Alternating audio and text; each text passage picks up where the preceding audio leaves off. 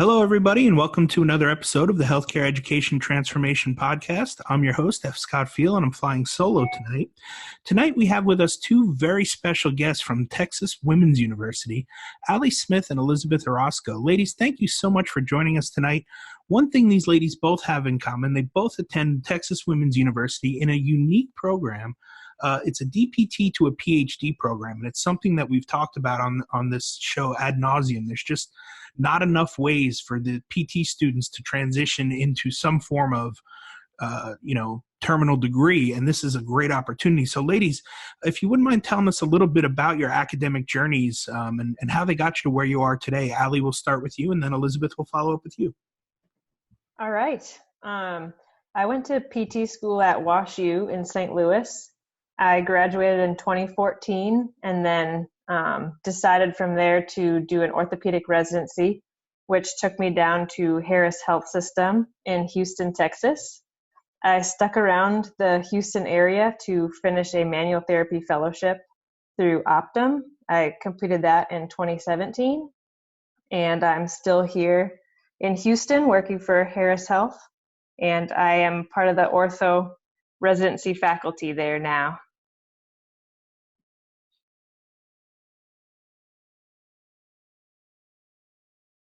All right. So I have a little bit of a different background. I am actually a DPT student at Texas Women's University right now, part of the fast track program. So I started my DPT education back in August 2016 and actually will be graduating this upcoming May. TWU offers the fast track program for DPT students as a way to continue that post-professional education. And so I wasn't totally interested at first, but as I got more information and got deeper into the research at TWU as part of my critical inquiry project, in addition to also doing a little bit of research with my DPT faculty advisor, realized this was something that I had a passion for. And so I applied, and I actually just began the PhD program this past summer, so summer of 2018, and I will be completing my first year this May. Very cool. So what made you ladies decide to pursue a PhD, and what are your plans after finishing the PhD?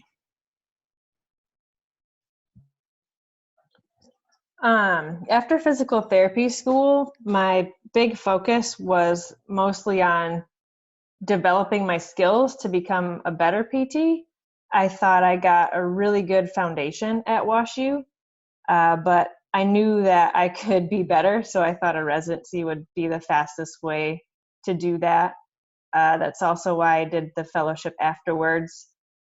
And after, getting more skills and feeling like I got my feet under me a little bit, I just thought that I could maybe do more good by getting a PhD. I really enjoy teaching. I have a lot of questions that I would like to answer and try to solve, and I just felt that maybe that was a better fit for me and where I belong and a better way to give back. So I have always had a passion for teaching, and when I found out I could combine that passion with my love for physical therapy, I started to consider the PhD program. I sought advice from my DPT faculty advisor, kind of asked about how he got his PhD because he recently just graduated from the University of Puerto Rico. And he allowed me also to get involved in some research that he was doing. I went from just editing some of his manuscripts to helping him run stats and now helping him write some of those manuscripts. My experience with the critical inquiry projects that we've been asked to complete as part of the DPT requirements has increased my interest. And so through all that, like I mentioned, I decided to apply last spring. My end goal with this PhD is to ultimately, once I graduate, to teach here and there, maybe 1 to 2 classes a year and practice more as a clinician so that I can get more experience in the clinical setting, but then transfer to more academics after about 15 years of practice, and hopefully become part of a faculty team at a local university. Wow, you ladies are absolutely on the ball. I mean, you've got a plan, you've got goals. I didn't know what I wanted to do when I was in the EDD program, and I still don't to this day. I'm trying to figure it out. So kudos to you for laying down a plan and following it. Are there any helpful prerequisites or steps or paths or tips that you would recommend to people who maybe want to do a PhD or maybe thinking about, going through a PhD program that may make it a little easier or have them more prepared for it?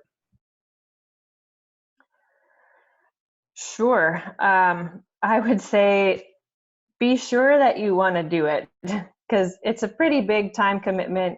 There's a financial commitment. But if this is something that you really want to do, I would just start talking to more people. That's where I started. It was really helpful. I'm lucky that here in Houston, I have so many people to reach out to, and they're more than willing to help me. They've really gone out of their way to help me. So I would just reach out to somebody who has maybe gone through one, or faculty that you're connected with, whether it's your previous PT school or one nearby.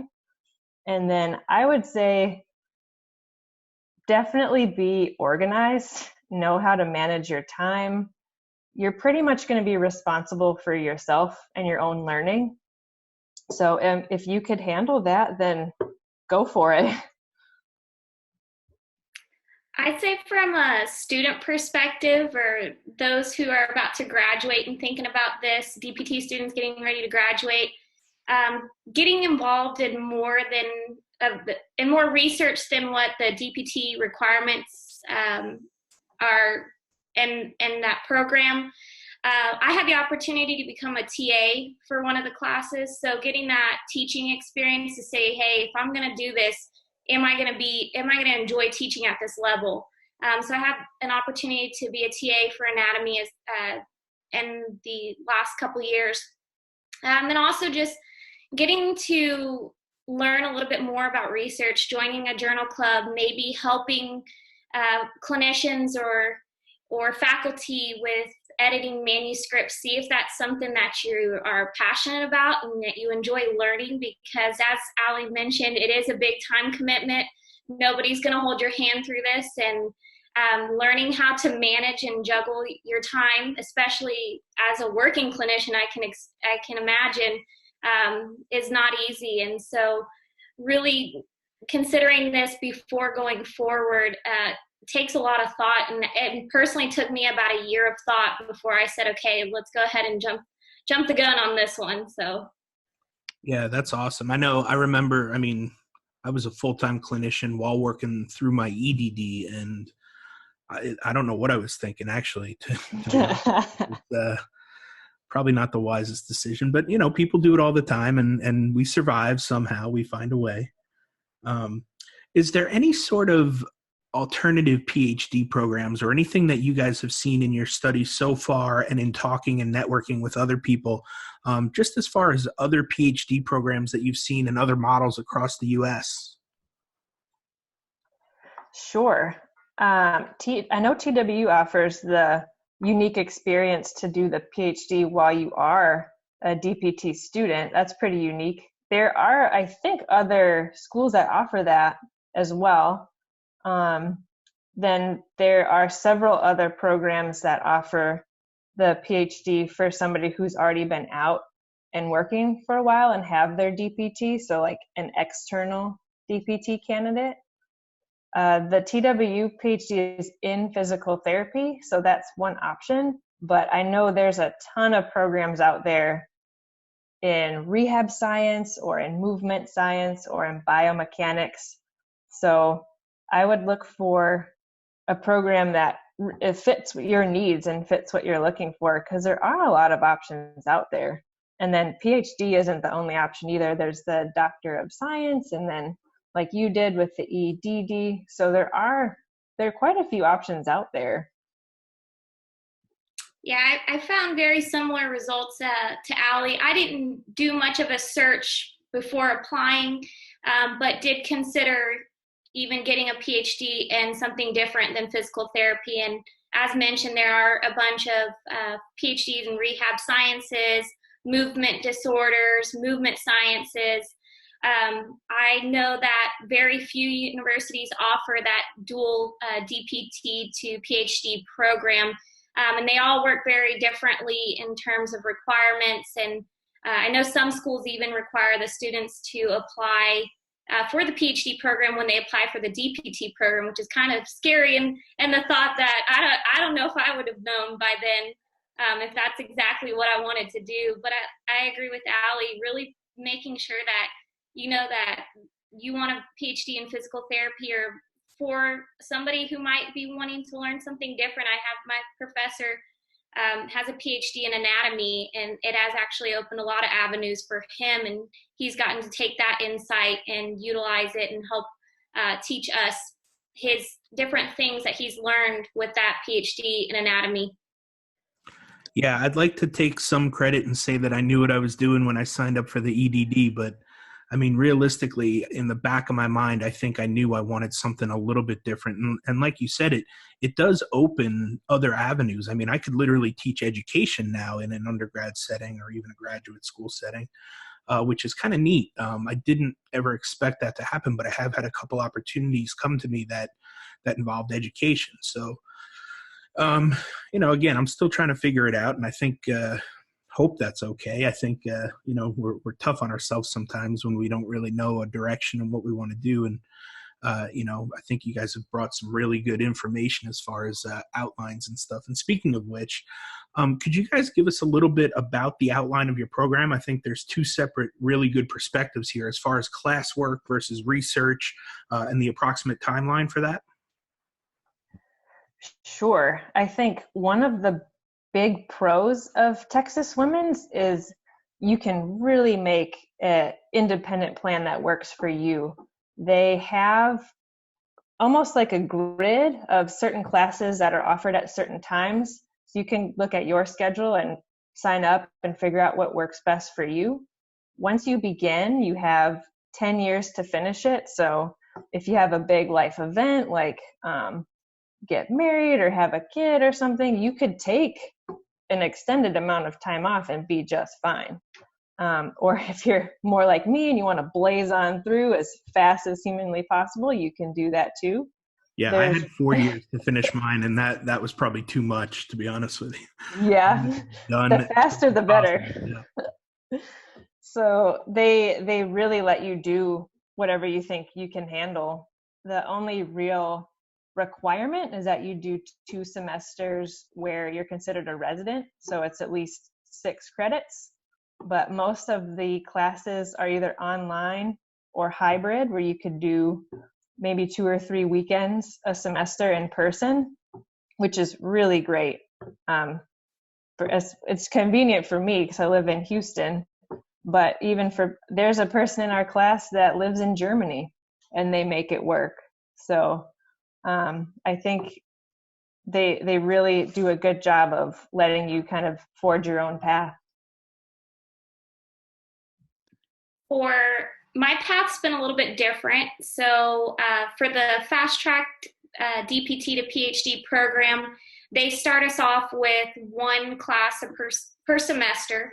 And so that's what I've been doing in conjunction with my DPT courses. And so I actually have a meeting with the faculty advisor to go over my plan. But the idea is to have me graduate with a PhD in 3 or more years after I complete the DPT. So kind of giving me that advantage. Another good thing about TWU and the fast track program is that I'm allowed to use 38 of my credit hours towards my 90 credit hours needed in order to earn a PhD. So I've actually gotten to use a little bit of my DPT coursework for the PhD program, that thus putting me ahead in that nature. And I think that as I go forward, the expectation is to take at least 2 classes each semester to kind of speed up the process. And that's what I'm looking forward to after graduation, is to start taking those 2 courses each semester and then eventually begin working on my dissertation work.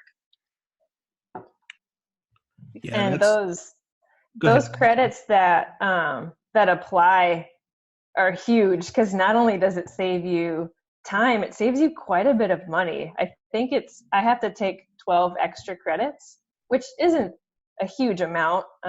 Thankfully, because I have the DPT, I don't have to get the full 90. A big chunk of that is already done from the external DPT that I got, but to have an additional 12 credits knocked off of that is pretty substantial. So for the DPT students that know that they want to do this, what an awesome opportunity, I think.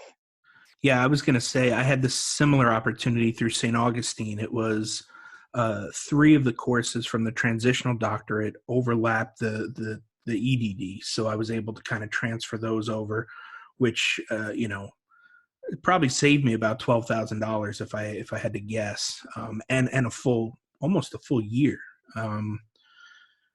So yeah, I think we're having a conversation nowadays smartly, around cost. It just, it has to make sense from a financial standpoint as well. There has to be some form of return on your investment for these degrees, or it just doesn't make sense. And that's why I think we're having a lot of trouble getting DPTs to go into terminal degree paths, because it's already right up against the bubble as far as how much we're going to make. There's a relative glass ceiling, with PTs at some point where 10, 20 years of experience and you're tapped out. You're just not going to make any more, if you're just going to a normal 9 to 5. So, it has to make sense to be able to pay your student loans back, for sure. But would you ladies, speaking of cost, would you mind outlining a little bit about the approximate cost that you think the program will run you by the time you're all said and done? I definitely have that spreadsheet somewhere, but it's very affordable. Being a Texas resident and it being a public school, I was pleasantly surprised at how affordable it was, especially after the private PT school price tag that I had earlier. Just looking at a regular semester here, taking 2 classes, so 6 credits, is about $27.50. So that would be like 1 semester. That's tuition, that's fees, that's everything. Yeah, that's really not that bad. I mean, I kind of did the same thing. I say this time and time again, but I feel like I did school wrong. Like, I went to a private university for undergrad, a state school in North Carolina. I was a resident by then for grad school. Then I went back to a private school again to finish the DPT and do the EDD. And if I had to do it all over again, I'm going to preach it to my kids. 2 years of junior JUCO and go to community college, 2 years of state school to get your BA, and then whatever grad school you want to go to, preferably in state, and just keep it as cheap as possible, because again, it's just all about the student loan, and that bubble's about to burst. I think we hear that on this show time and time again. What's the biggest issue? It's cost. So I don't know when and I don't know how, but it's about to burst, I think. So Have to agree with you there. Sitting on the edge of our seats. Elizabeth, what about the fast track? What does that look like? So I continue to pay the DPT tuition, which for TWU is relatively inexpensive. I think it's about $36,000 for all 3 years. So especially if you're and I have in-state tuition. I did do a little bit of research. I know it's about $250 or $273 on average per hour for any graduate courses at TWU. So then you times that. We have all of our classes are about 3-hour credit classes.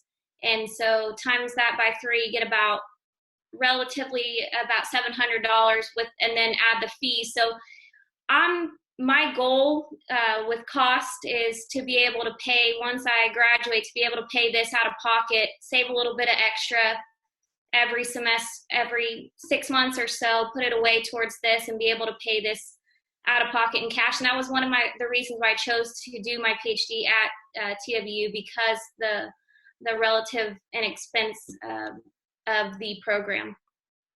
Yeah, that's awesome. I mean, really affordable, and then again, at the end, you culminate in a terminal degree, which any way you look at it's going to help you out in the long run. You'll be able to use it in one way, shape, or form, I promise, especially if CAPT kind of keeps those 50% ratios of terminal degrees to non-terminal degrees for DPT staff. So we'll see how that shakes out. But what are some of the strengths and weaknesses that you guys are finding in some of the didactic work and some of the coursework that you're going through right now? I think I already mentioned you can kind of go at your own pace, which I know I really appreciate. Another strength of the program, I believe, is the freedom to develop your own projects. Again, like, you can really take this wherever you want it to go. You could do more quantitative, you could do more qualitative. You could look at any population, you could look at patients, you could look at clinicians, you can look at students. You develop it yourself. Whereas I think with a lot of other programs, maybe you hop on board with a faculty member who already has a line of research in something, and you assist them with continuing on with that, which, I don't know, sometimes that sounds nice to have some direction and like hop on board and work with somebody who's already established. But at the same time, it's really nice where I can pretty much do whatever I want, as long as it's, a solid project that's going to contribute to something eventually. Yeah, I think just being 1 year into this program, the ability to work on at least one course while I take my DPT courses, they haven't been as strenuous. And like Ali mentioned, I can pick the courses that are not easy, but not as difficult during this time when I'm trying to manage completing the DPT, doing my rotations, and trying to do at least one PhD course each semester. The faculty have been great in terms of investing their time. They really care about each student and the success of each one. And I found that it's real, like I said, the program is really tailored towards the working clinician. And I think that's important, especially when, like you mentioned, CAPT is really pushing for that 50% of professors to have a terminal degree. How can we make this manageable for the working clinician to go back to school? And so having that flexibility to do a lot of the courses online, or meeting, 1 or 2 weekends on the weekend, 1 or 2 weekends out of the semester, are really the strengths of the program that I've found thus far. I'd like to second the supportive faculty. I got to Houston. I had no affiliation with any programs down in Texas, and the faculty at Texas Women's here in Houston have gone out of their way to help me out and make me feel welcome. And I just haven't really experienced that anywhere else before. And I just think, I don't know, I think that's definitely one of the biggest strengths of the program that is going to be really hard to find if you're like Googling what programs are. I think that's why it's important to talk to people if you're interested in doing a PhD, because they can give you some insight onto how it really runs. And I'm just very, very grateful to be a part of this program. Yeah, for sure. I mean, I know a handful of the faculty there, and they're all great people. So I definitely support what they're doing down there. Would you ladies mind telling us a little bit about your dissertation projects or your research, or if you don't want to dive into it too deeply, just areas of passion for you? Oh, the ultimate question. I wish I had a more solid idea. Right now, I just have lots of big ideas and big interests that I'm really hoping this summer to help narrow it down a little bit. But If it I'm makes more. you feel any better, I went through 3 IRB revisions before I got my idea finally narrowed down. So don't worry about it. It'll come. It'll come.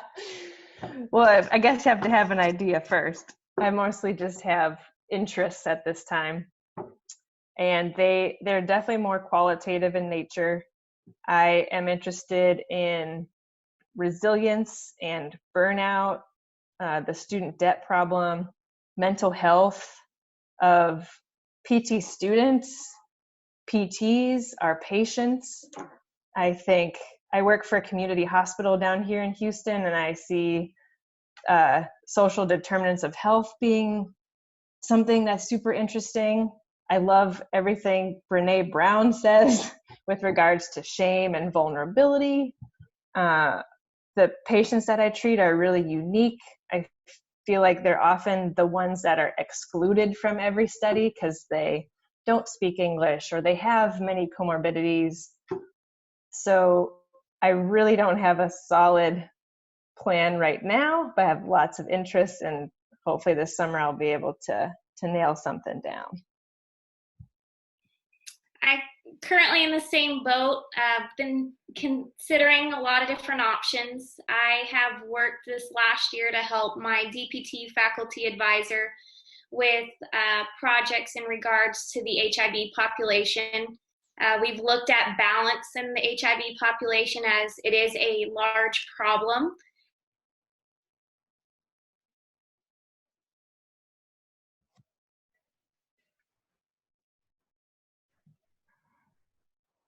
How does balance affect them? In addition to, we've looked at also a lot of people are asymptomatic in their balance and their postural instability, but have actually demonstrated some balance deficits when tested. I've helped a little bit with the diabetes population, looking at balance in that population. But for my critical inquiry project had a totally different focus and looking at web-based interventions to promote physical activity in individuals with spinal cord injury. So my areas of interest are everywhere. I've out in the clinic started developing an interest at looking at EMG studies for the most practical exercises for the best recruitment of different muscles. And so I had this conversation yesterday, where do I go with all these ideas, and hoping to, nail something within the next year or so, but hoping that my experience as a clinician that will soon start kind of help narrow those ideas, and I'll be able to pick a topic. Yeah, there's no real rush on that stuff. Like, just get a huge whiteboard, jot down a bunch of ideas, or I keep a little pad in my front pocket anytime I've got ideas, and I just keep writing them down. Some of them are pretty terrible, but some of them end up being pretty decent, and they lead to other things. So, just keep writing them down, keep thinking. I think, if you're pursuing a terminal degree, there's a good chance you're a lifelong learner. So I think you'll be all right. Eventually you'll narrow it down. And if you don't, you'll go through the IRB several times and they'll help you narrow it down. I promise, from personal experience. But what is some advice or one golden nugget, like a tip that you would give someone considering a PhD program?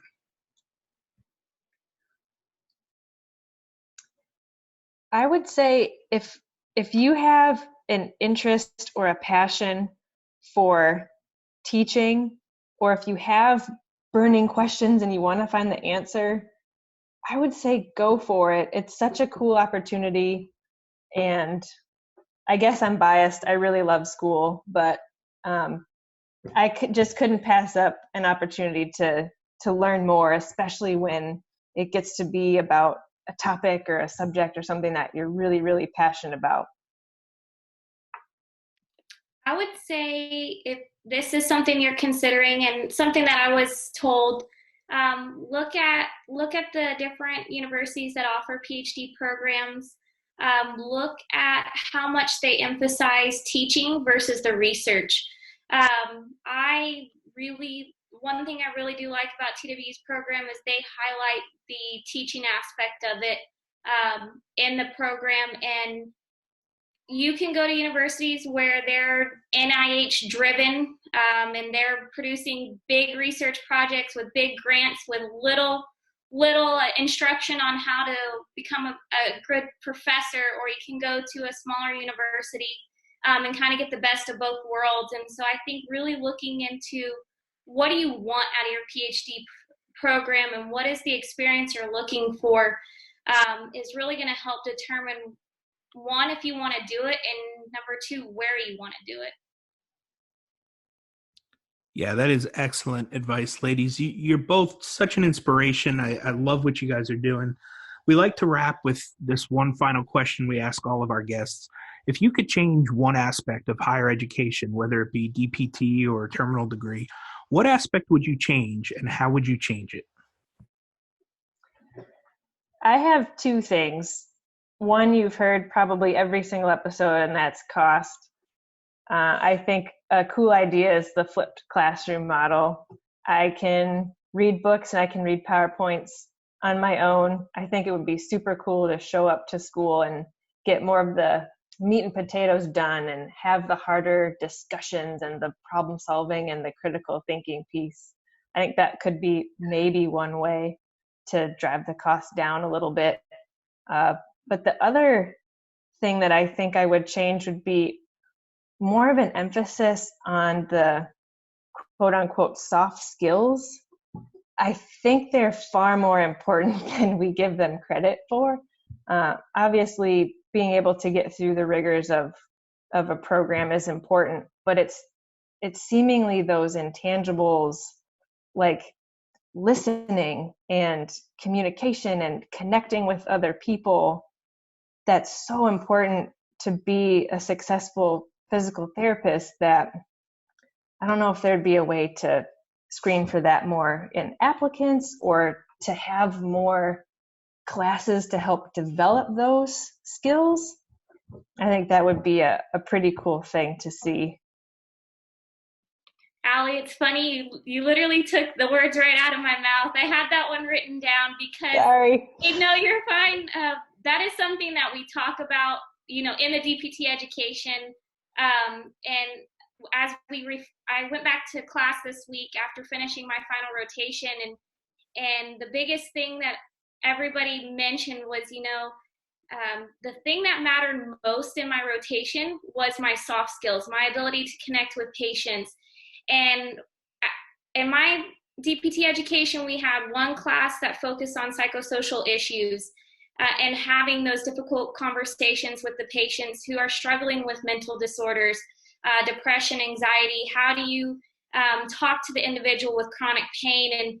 And I really wish there was more of that, because I feel that, yes, you can teach the hard skills, but sometimes the soft skills are harder to develop and learn to make more of a automatic response when you're faced with somebody who has depression, or ask you a difficult question in the clinic. But I couldn't agree more with you, and I think that's what really sets apart a good clinician from a great clinician, is that person who's able to establish that rapport and connect with the patient within the first few minutes of their visit. Yeah, you guys both hit the nail on the head. I think Zach Gabar and Steph Allen are doing some really good things with the Level Up initiative. Check those out if you haven't already. We'll put it in the show notes. But it's all about soft skills and communication skills, and some things that we tend to overlook a little bit, or just kind of brush to the side because they're supposed to be soft and easy, when in reality we're finding they're a lot more difficult than that, and they're a lot deeper than that. So speaking of the show notes and links, ladies, where can people find you if they want to ask any follow-up questions or just want to reach out to you on social media and chat? I think the best place for me, Allie, would be Twitter. My handle is @AllieSmithDPT. I would agree. The best place would be Twitter as well. And my Twitter handle is Elizabeth OR and the number 12. All right. We'll put those in the show notes as well. I don't know why PTs flock to Twitter so much, but we do. It's a thing. I don't know why. It just is.